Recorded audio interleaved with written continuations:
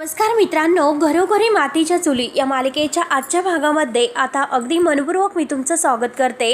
आजच्या भागामध्ये मात्र आता सारंगला जेव्हा विटनेस बॉक्समध्ये आता ही गीतांजली सरंजामे बोलावते तेव्हा आता सारंगला मात्र विटनेस बॉक्समध्ये बोलावलं जाते। तर सारंग विटनेस बॉक्समध्ये येतो तर गीतांजली आता सरंजामे विचारते की हे बघा सारंग रणदिवे, मी तुम्हाला डायरेक्ट विचारते की तुमचा आणि मायाचा काय संबंध होता। तेव्हा सारंगला हा प्रश्न विचारल्यानंतर ॲडव्होकेट अवंतिका लगेच ऑब्जेक्शन म्हणून उभी राहते, कारण हा जो काही प्रश्न आहे तर त्याचे ह्या केसची काही संबंध नाही असे अवंतिका म्हणते। तर आता ॲडव्होकेट गीतांजली म्हणते की हो संबंध आहे, आणि हे सांगण्या अगोदर अवंतिका आहे तर त्या ऑब्जेक्शन घेणार असेल तर ही केस पुढे नाही जाऊ शकत। तेव्हा मात्र अवंतिकाला खाली बसवले जाते आणि आता लगेच ॲडव्होकेट गीतांजली आता सारंगला दुसरा पुन्हा प्रश्न विचारते, म्हणजे तोच प्रश्न विचारते की माया आणि तुमच्यामध्ये काय संबंध होते, तुम्ही त्यांना लग्नासाठी विचारलं होतं की नाही। तेव्हा सारंग आता त्याला धक्काच बसतो आणि सारंगला मात्र आता त्याने मायाचे जेव्हा हात धरले होते आणि आपल्या दोघांना एकत्र म्हणजे आणल्याशिवाय आता कोणीही अगदी नाही अडू शकत हे बोलणं आहे तर त्याला ते आठवते आणि तो मात्र आता हो असे म्हणतो। तर आता हे ऐकल्यानंतर ॲडव्होकेट गीतांजली म्हणते की काय बोलतात। सारंग पुन्हा हो असं म्हणतो। सारंग सांगायला सुरुवात करतो की आम्ही एकमेकांना आवडत होतो।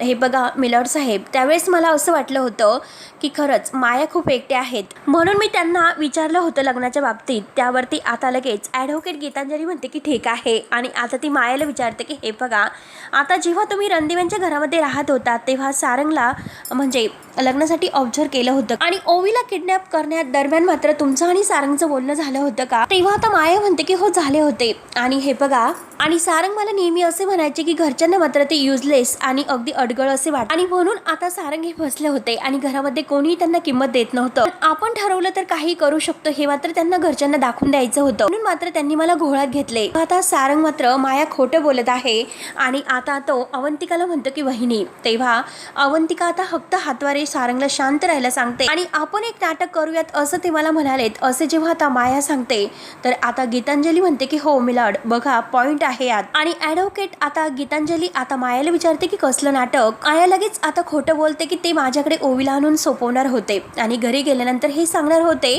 की ओवी किडनॅप झाली म्हणून, आणि मग मात्र सगळेजण ओवीला शोधायला बाहेर पडतील आणि त्यानंतर मात्र सारंग हे ओवीला वाचवतील आणि ओवीला घरी घेऊन जातील, आणि मग त्यांच्या घरच्यांना मात्र सारंगची किंमत करेल यासाठी मात्र त्यांनी आता ओवीला किडनॅप मला करण्यासाठी सांगितले होते असे माया आता खोटं बोलते।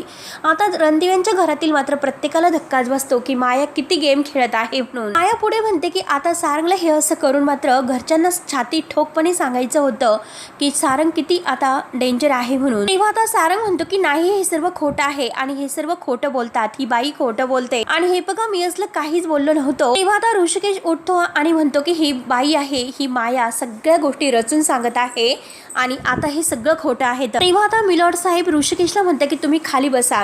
आता ऋषिकेश म्हणतो की कसं शक्य आहे, आणि बघ ना सौमित्र ही काय बोलतात। तेव्हा लगेच आता मिलॉर्ड साहेब अवंतिका रणदिवे यांना म्हणतात की ॲडव्होकेट अवंतिका, जर आता तुमच्या बाजूने जर कोणी मध्ये बोललं तर मला कारवाई करावी लागेल। तेव्हा अवंतिका सॉरी बोलते आणि सगळ्यांना मात्र अवंतिका शांत राहायला सांगते। ॲडव्होकेट अवंतिका म्हणते की हे बघा मिलॉर्ड साहेब, माया कुलकर्णी जे काही बोलत आहे ते सर्व खोटं आहे आणि हे सर्व सिद्ध करण्यासाठी तुमच्याकडे काही पुरावे आहेत का। तेव्हा लगेच आता ही ॲडव्होकेट गीतांजली म्हणते की हे बघा मिलॉर्ड, मी सगळं काही सिद्ध करू शकते, पण त्यासाठी मात्र मला सारंग रणदिवे यांना पुन्हा काही प्रश्न विचारावे लागतील आणि मला तशी परवानगी द्यावी। तेव्हा आता मिलॉर्ड साहेब परवानगी देतात। तेव्हा ॲडव्होकेट गीतांजली आता सारंगच्या समोर येते आणि म्हणते की तुम्ही मायाबरोबर जे काही आता बोललात ते सर्व काही तुम्ही मान्य करत नाही, आणि आता मात्र मी तुम्हाला जे काही प्रश्न विचारणार आहे तर त्या प्रश्नांची फक्त हो किंवा नाही यामध्येच उत्तर द्यायची। आणि हे बघा माया जेव्हा तुम्हाला आवडायला लागली तेव्हा तुम्ही तुमच्या मनातील गोष्टी मायाबरोबर शेअर केल्या होत्या। तेव्हा सारंग मायाकडे बघतो रागानेच। तर आता गीतांजली पुन्हा ओरडते की हो की नाही। त्यावरती खाली मान घालत सारंग हो असं म्हणतो। तर गीतांजली म्हणते की हो गुड। तेव्हा गीतांजली पुढे विचारते की आता मायाला जेव्हा तुम्ही हे सर्व सांगितलं आणि जेव्हा तुमच्या घरच्यांच्या विरोधात कटकारस्थान करायचं असं कधी ती तुम्हाला म्हणाली का। तेव्हा आता लगेच सारंग नाही असं म्हणतो। तेव्हा मात्र आता सारंग नाही असं म्हणतो। तर आता लगेच ही गीतांजली म्हणते की मिलॉर्ड येथेच पॉइंट आहे तर। आणि आता ॲडव्होकेट गीतांजली पुढे सारंगला प्रश्न विचारते की जेव्हा माया तुमच्या घरामध्ये राहत होती तेव्हा तिने कधी तुम्हाला त्रास दिला का इतर कुणाला। तेव्हा आता सारंग नाही असे म्हणतो। त्यानंतर मात्र आता ॲडव्होकेट गीतांजली पुढचा प्रश्न विचारते की माया आणि ओवी यांचे संबंध चांगले होते का। सारंग हो असं म्हणतो आणि हे बघा जेव्हा माया तुमच्या घरातून गेली तर तुम्ही ओवीला घेऊन स्वतः मायाकडे गेला होतात. सारंग हो असं म्हणतो. तेव्हा सारंग पुढे म्हणतो की पण मायानेच मला मात्र तेव्हा तर आताही गीतांजली म्हणते की मी फक्त तुम्हाला हो किंवा नाही हेच उत्तर देण्यासाठी सांगितलेलं आहे. सारंग हो असे म्हणतो तर आता ही गीतांजली म्हणते की आता हे सगळं पूर्ण वाक्यात सांगायचं. तेव्हा आता सारंग म्हणतो की मीच ओवीला घेऊन मायाकडे गेलो होतो. तेव्हा लगेच आता ही गीतांजली मिलॉर्ड साहेबांना म्हणते की बघा बघा स्वतः सारंग रणदिवे मात्र ओवीला घेऊन आता मायाकडे गेले होते. आता ओवीला किडनॅप केलं गेलं असं कसं म्हणू शकता. ओवी आणि मायाचं नातं सुद्धा खूप चांगलं होतं असं सुद्धा ते म्हणतात. मग या सगळ्यामध्ये मात्र माया ओवीला किडनॅप कसं करू शकते बरं. आणि हे बघा ॲडव्होकेट अवंतिका रणदिवे माझ्या आशिलावर जो काही आरोप करत आहे तो अगदी बेसलेस आहे आणि उलट मला असं वाटतं की ह्या सगळ्यासाठी जबाबदार आहे तर सारंग रणदिवे. तेव्हा आता हे सगळ्यासाठी सारंगला गुंतवण्यासाठी आता हिचं हे प्लॅन सुरू असतो. आता रणदिवे कुटुंबाला पूर्णपणे धक्काच बसतो. त्यानंतर मात्र गीतांजली पुढे म्हणते की आपलं अस्तित्व सिद्ध करण्यासाठी सारंग रणदिवे यांनी हे सर्व नाटक रचलं होतं. तेव्हा अवंतिका लगेच उभी राहते आणि ऑब्जेक्शन मिलॉर्ड असं म्हणते. तेव्हा मात्र आता लगेच मिलॉर्ड साहेब सुद्धा आता म्हणतात की हो सारंग रणदिवे स्वतः सांगत आहे त्यांनी आता ओवीला मात्र स्वतः मायाकडे सुपूर्द केलं होतं. त्यासाठी मात्र आता माया कुलकर्णी यांना दोषी नाही ठरलं जाऊ शकत. थोड्या वेळानंतर मात्र आता हे कोर्ट पुन्हा म्हणजे कारवाईसाठी उभं राहील. थोड्या वेळापूर्वी सुट्टी घेतली जाते. त्यानंतर मात्र आता सगळेजण बाहेर येतात. तर आता बाहेर आल्यानंतर सौमित्र अवंतिकाला म्हणतो की मी तुला म्हटलं होतं अवंतिका कारण ॲडव्होकेट गीतांजली आहे बरोबर गेम करून मात्र रिझल्ट आपल्या स्वतःच्या बाजूने रचवते. ऐश्वर्या म्हणते की पण आपण सुद्धा मग त्यांचं म्हणणं चुकीचं नाही ठरू शकत का. तेव्हा आता लगेच सौमित्र म्हणतो की सारंगला हो किंवा नाही असे उत्तर देऊन आता मायाचा सगळा काही दोष आहे तर तो सारंगवर लावण्यात आला. सारंग जर ओवीला घेऊन मायाकडे गेला नसता तर आज मात्र मायाला हरवणं सोपं झालं असतं. तेव्हा ऋषिकेश म्हणतो की सौमित्र तू काय बोलतो सारंगने हे सर्व मुद्दाम केलेला आहे का. मुळात म्हणजे सारंग ओवीला जर तिकडे घेऊन गेला नसता तर आता हे सर्व झालंच नसतं आणि त्याच्या हातून मात्र हे सगळं चुकीन घडलेलं आहे याचा विचार कर. तेव्हा सारंग म्हणतो की नाही दादा अरे सौमित्र दादा एकदम बरोबर बोलत आहे आणि हे पग चूक माझी आहे आणि माझ्या चुकीची शिक्षा मात्र सगळ्यांना भोगावी लागते आणि ती माया मात्र इतकी पाताळयंत्री बाई असेल खरंच मला वाटलं नव्हतं. तेव्हा ऐश्वर्या सुद्धा म्हणते की हो ना एकेकाळी मी सुद्धा मायाची मदत केली नाही तर ती आज लॉकअप मध्ये असते. आता जानकी म्हणते की हो ऐश्वर्या पण अजून सुद्धा निकाल लागलेला नाही आणि तो निकाल मात्र आज लागेल असं सुद्धा नाही. आणि हे बघा तुम्ही सगळ्यांनी शांत व्हा काही टेन्शन घेऊ नका आणि मी तुम्हाला सांगितलेलं आहे ते लक्षात ठेवायचं की विजय नेहमी हा सत्याचाच होतो. आणि हे बघा आपण मात्र इतक्यामध्ये हार मानायची नाही. ती गीतांजली सरंजामे आहे ना ती एकटी आहे आणि आपण सगळेजण एक आहोत त्यामुळे मात्र आपल्या एकीच्या बळापुढे मात्र तिचा टिकाव नाही लागणार. तिने कितीही आता हुशारीपणा केला तरी सुद्धा ही केस ती नाही जिंकू शकत. तिला हारावं लागेलच कारण सत्यासमोर आता तिला शेवटी हारावं लागेलच. मोठ्या हुशारीने मात्र तिने सगळं काही गेम सारंग भाऊजीवर टाकलेला होता. आपल्या नात्याबद्दल सुद्धा ती नको नको ते बोलली आणि हीच तर आता तिची सगळी काही छुपी योजना आहे आणि यालाच आपण बळी पडायचं नाही आणि यामुळे मात्र आपण आपल्यातील अंतर हे वाढून द्यायचं नाही. सगळ्यांनी मात्र संयम ठेवा आणि शांत व्हा. मला पूर्ण खात्री आहे की निकाल हा आपल्या बाजूनेच लागेल आणि विजय नेहमी हा सत्याचाच होणार आहे. तर तेव्हा जानकीने पुन्हा एकदा हरलेल्या मनांना आता एक चालना दिलेली असते पाठिंबा दिलेला असतो आणि शेवटी पुन्हा मात्र आता सगळेजण उत्तेजित होऊन आता लढायला तयार होतात. कितीही गीतांजली आता ह्या सरजामे हिने धूर्त वागून सुद्धा आता खोटं वागून ही केस जिंकण्याचा प्रयत्न जरी केला असेल परंतु तिला माहिती नसेल की ती सुद्धा आज ही केस हरणार आहे म्हणून. नंतर आता कोर्टाची काही वेळ ही अगदी संपते. सगळेजण पुन्हा कोर्टामध्ये हजर राहतात. त्यानंतर मात्र आता ॲडव्होकेट गीतांजली आता मिलॉर्ड साहेबांना म्हणते की हे बघा मिलॉर्ड मी मात्र आता जानकी रणदिवे यांना विटनेस बॉक्समध्ये बोलवण्याची परवानगी मागते. त्यावरती मात्र आता मिलॉर्ड आहे तर ते परवानगी आहे असं म्हणजे परवानगी देतात. किंवा आता जानकी रणदिवे यांना हजर होण्यासाठी सांगितले जाते. सगळेजण आता जानकीकडे पाहतात. जानकी आता सगळ्यांकडे बघून आता सगळेजण तिला आधार देतात आणि शेवटी जानकी मात्र विटनेस बॉक्समध्ये येते. त्यानंतर आता जानकी जेव्हा येते जानकी आता न घाबरता उभी राहते. तेव्हा ॲडव्होकेट गीतांजली आहे तर ती मात्र आता जानकीला विचारते की मिसेस जानकी रणदिवे तुमचं तुमच्या ओवीवर प्रेम आहे तुमच्या मुलीवर.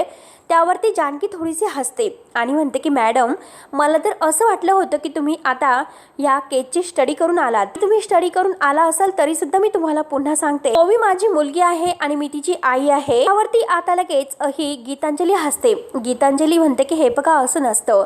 तुम्ही जरी तिच्या आई असलात आणि ती तुमची मुलगी असली तरी सुद्धा अगदी प्रेम नसतं. तेव्हा आता जानकी विचारते की काय नक्की तुम्हाला काय म्हणायचं आहे. घरातील सगळेजण मात्र आता ह्या गीतांजलीकडे रागानेच पाहत असतात. असतात तेव्हा लगेच आता ही ॲडव्होकेट गीतांजली म्हणते की हे बघा जानकी रणदिवे, प्रश्न विचारण्याचं काम माझं आहे आणि उत्तर देण्याचं काम मात्र तुमचं आहे. त्यामुळे तुम्ही मी विचारलेल्या प्रश्नांची फक्त उत्तर द्यायची आहेत. तर मात्र ॲडव्होकेट गीतांजली आता जानकी रणदिवे यांना प्रश्न विचारते की मला सांगा तुमच्या आणि ओवीचे घरातील संबंध कसे होते. म्हणजे तुम्ही ओवीवर चिडायच्यात का, रागवायच्यात का, शिस्त लावण्याचा प्रयत्न करायच्यात का, म्हणजे शिस्त लावण्यासाठी तुम्ही एक्झॅक्टली काय करायच्यात. तेव्हा आता जानकी म्हणते की हे बघा आई आपल्या मुलावर मात्र जशी माया करते, प्रेम करते, तसं सुद्धा चांगल्या आणि वाईटाची पारख सुद्धा ती करून देते, शिकवते ती सगळं काही गोष्टी, संस्कार कसे द्यायचे आहेत हे सगळं काही ती शिकवते. आणि तरी सुद्धा आणि त्याचप्रमाणे कधी कधी शिस्त लावण्यासाठी आईही आपल्या मुलावर रागवते, चिडते, सगळं काही करत असते. जसं ती प्रेम देते, माया देते, तसंच सगळं काही करत असते. हे तुमच्या का लक्षात येत नाही आणि तुम्ही असं प्रश्न का विचारतात. आपलं मूल जर उद्धट वागत असेल, कोणत्याही गोष्टीचा हट्टीपणा ते करत असेल, वेळेप्रसंगी मात्र आपल्या मुलाला आपल्याला कठोर शिक्षा सुद्धा करावी लागते. तेव्हा ॲडव्होकेट गीतांजली सरंजामे म्हणते की हो, तुमचं म्हणणं एकदम बरोबर आहे. कारण आजच्या म्हणजे काळामध्ये लहान मूल वाढवणं म्हणजे खूप कठीण आहे. आणि हे बघा तुम्ही जेव्हा ओरडायच्या, चिडायच्या, तर त्यावेळेस मात्र ती रुसून बसायची का. जानकी म्हणते की हो. तर आता ॲडव्होकेट गीतांजली पुढे म्हणते की म्हणजे कसं इतर मुलांसारखं बोलायचं नाही, रुसून बसायचं, मला जेवायचंच नाही, असं काही ती करायची का. तेव्हा जानकी म्हणते की हो. तर आता ॲडव्होकेट गीतांजली विचारते की मग तुम्ही आता ती रुसून बसल्यानंतर तिची समजूत कशी काढत होतात. तेव्हा आता जानकी म्हणते की हे बघा मी तिला शांतपणे सांगायचे आणि प्रेमाने समजायचे. आणि जानकी आता पुढे म्हणते की हे बघा मी एकत्र कुटुंबात राहते आणि आमच्या घरामध्ये आता ओवीला समजवण्यासाठी बरेचसे काही लोक आहेत आणि खास करून सारंग भाऊजी, पण ते तिचे लाडके गुलाबजाम काका आहेत. सारंग भाऊजींनी तिला समजावलं तर ती कन्व्हेन्स व्हायची. तेव्हा आता लगेच ही ॲडव्होकेट गीतांजली विचारते की सारंगने जरी आता तिला समजावलं, कन्व्हेन्स केलं, तरी सुद्धा तिने नाही ऐकलं, तेव्हा मग कोण कन्व्हेन्स करायचं बरं. म्हणजे कसं की मला तुम्हाला असं विचारायचं आहे की माया कुलकर्णी जेव्हापासून तुमच्या घरात राहायला आल्या होत्या तेव्हापासून मात्र आता माया कुलकर्णीचा सुद्धा मात्र ओवीला लळा लागलेला होता, असं मला म्हणायचं आहे. तर तेव्हा जानकी मात्र रागाने आता ह्या म्हणजे गीतांजलीकडे पाहत असते. तर ॲडव्होकेट गीतांजली म्हणते की नक्की काय झालं जानकी रणदिवे, तुम्ही इतक्या शांत का बसलात. जे मायाचं लळा लागलं असं जेव्हा मी म्हटले तर तुमचा चेहरा मात्र काय इतका खरकन उतरला हो. म्हणजे तुम्हाला हे आवडत नाही का. म्हणजे कसं की ओवी ही मायाच्या जवळ जात होती आणि हे तुम्हाला आवडत नव्हतं का. त्यानंतर मात्र आता जानकी म्हणते की हे बघा सुरुवातीला तर माझी काही हरकत नव्हती. माया जेव्हा ओवीशी प्रेमाने वागायची किंवा बोलायची, तिच्याबरोबर खेळायची, पण नंतर मात्र माझ्या लक्षात आले ओवीची समजूत काढण्यासाठी आता आता ओवीने मायाचं ऐकावं यासाठी मात्र आता ही माया आहे तर ती ओवीला आता चॉकलेटच्या रूपाने गिफ्ट द्यायला सुरुवात केली. ओवीला खुश करण्यासाठी तिचं आवडतं चॉकलेट तिला आणून द्यायची आणि बरोबर मात्र ह्या मायाने ओवीवर कब्जा मिळवला. म्हणजे तिला गोड बोलून आता तिला तिचं चॉकलेट वगैरे देऊन मात्र तिला खुश करत होती. आणि शेवटी मात्र आता मायाने ओवीवर कब्जा मिळवलेला होता आणि तेच मला खटकायला लागलं. तेव्हा लगेच आता गीतांजली म्हणते की हो तेच ते, आणि मला सुद्धा तेच म्हणायचं आहे. हे बघा आता ओवीला सुद्धा हे सर्व आवडत होतं, ओवीला माया आवडत होती म्हणून ती मात्र आता मायाजवळ जात होती. हे तुमच्या लक्षात येते का. परंतु जानकी रणदिवे हे तुम्हाला आवडत नव्हतं, तुमच्या लक्षात आले का. तुम्हाला ते सहन होत नव्हतं. जानकी रणदिवे हेच तुम्हाला आवडत नव्हतं तर तुम्ही मात्र तुमच्या पद्धतीने तिला संस्कार द्यायला हवे होते. परंतु तुम्ही तिला संस्कार न देण्याऐवजी काय केलं माहिती आहे का. तुम्ही मात्र आता ओवीला समजण्याऐवजी तिच्यावर चिडला, तिचा रागराग केला आणि त्यानंतर मात्र स्वतःच्या आयुष्यामध्ये तुम्ही रमून गेलात आणि ओवीकडे तुम्ही लक्ष दिले नाही. ओवी तुमच्या बरोबर बोलायला जरी आली तरी सुद्धा तुम्ही तिला टाळत होतात. आणि तेव्हा आता मायाने मात्र ओवीला जवळ केले. मायाने प्रत्येक गोष्ट ओवीची ऐकली, ओवीला प्रेमाने समजावलं, ओवीची प्रत्येक अगदी छंद पूर्ण केला, ओवीचे लाड केले, ओवीला प्रेम केले. त्यामुळे प्रत्येक गोष्ट ती मायाच ऐकू लागली आणि ही मात्र गोष्ट तुम्हाला खटकत होती. आता म्हणजे ओवीला मायाची ओढ आणि लळा वाटायला सुरुवात झाली होती. पण तुम्हालाच मात्र असं वाटू लागलं की आता मात्र ही माया मावशीच्या जवळ कसं जाऊ शकते आणि तुमचा मात्र इतक्याच असा संताप झाला होता आणि तेच तुम्ही समजून घेतलं नाही आणि ओवीवरचं प्रेम कमी केलं होतं आणि तुमच्यातील जे काही ममत्व आहे तर ते कमी झालं. आता ह्या जानकीला फार आता ह्या गीतांजलीचा राग येत असतो, पण कोर्टासमोर मात्र आता तिला शांत बसावं लागतं कारण वाटेल तसे आरोप मात्र आता ही ॲडव्होकेट गीतांजली करत असते, पण तरी सुद्धा आता शांत राहून घेत असते. आणि आता ॲडव्होकेट गीतांजली म्हणते की तुमच्या स्वतःवरचं तुमच्या मुलीवर असणारं जे काही प्रेम आहे तर ते अटत गेलं. आता वाटेल तसे आरोप मात्र जे तेव्हा ती करते तर आता जानकीला फार राग येतो.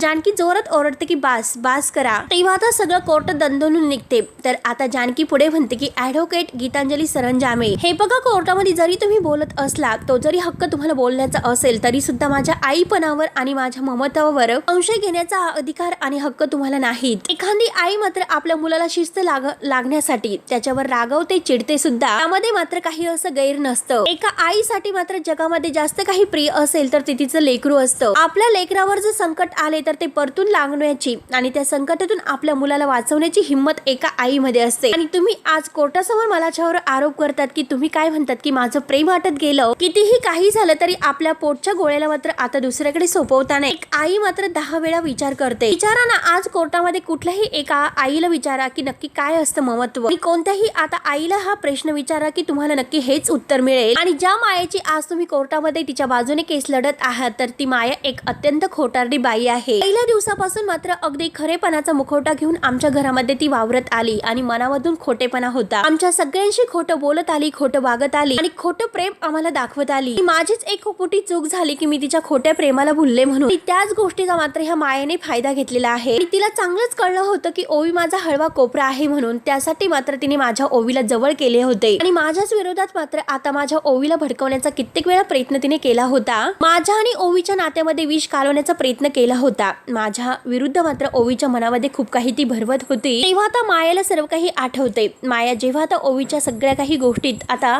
जानकी विरुद्ध भरवत असते, ते सगळं काही आता ह्या मायाला कोर्टासमोर आठवतं आणि माया आता पाहतच असते. त्यानंतर आता जानकी हे सर्व सांगते आणि म्हणते की तेव्हापासूनच माझी ओवी माझं ऐकत नव्हती आणि तेव्हापासून माझी ओवी माझ्या विरोधात गेली, हट्टीपणा करायला तिने सुरुवात केली आणि तेव्हाच मात्र ह्या मायाला माझं कुटुंब उद्ध्वस्त करायचं होतं आणि म्हणून तिने ओवीचा सहारा घेतला. तेव्हा मात्र आता मिलॉर्ड साहेब आहे तर ते म्हणतात की म्हणजे हे बघा, आता मात्र ऑर्डर.